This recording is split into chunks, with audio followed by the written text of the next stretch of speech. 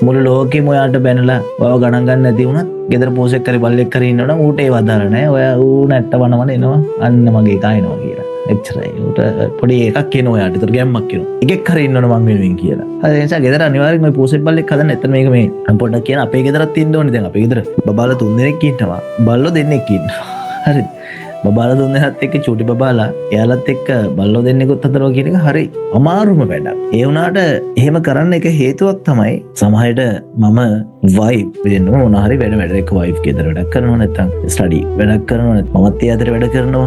එතන ළමයි ගෙදර. ඒතර අපිට ඒක එච්චර දැනුන්නේ නැති වුණාට එයාලට තේරෙනවා අම්මයි තාත්තයි දෙන්න ඔය වෙන වැඩක් අපි මොකක්ද දැන් කරනවා කියලා. හැබැයි ඒ වගේ වෙලාවකදී ඒක දැන් එයාලට දැනෙන්නේ නැහැ. එයාලා සමහරට බල්ලෝ දෙන්නත් එක්ක සෙල්ලම් කරගෙන ඉන්නවා. එයා ආරේට බෝලේ දානවා මෙහෙට දානවා. ඒක නිකන් අර නෝමලි යනවා. ඒක ගොඩක් හොඳ ප්ලස් පොයින්ට් එකක් අපි දැකපු. අනිවාර්යෙන් ගෙදරට ඒ සුරතාව සතෙක් ගන්න එක ඒක ගොඩක් හොඳයි. එතකොට අර ඒ ගෙදරගේ මානසික මට්ටම හොඳ තැනක තියාගන්න මම නම් හිතන විදිහට ඒක ගොඩක් උපකාරී වෙනවා.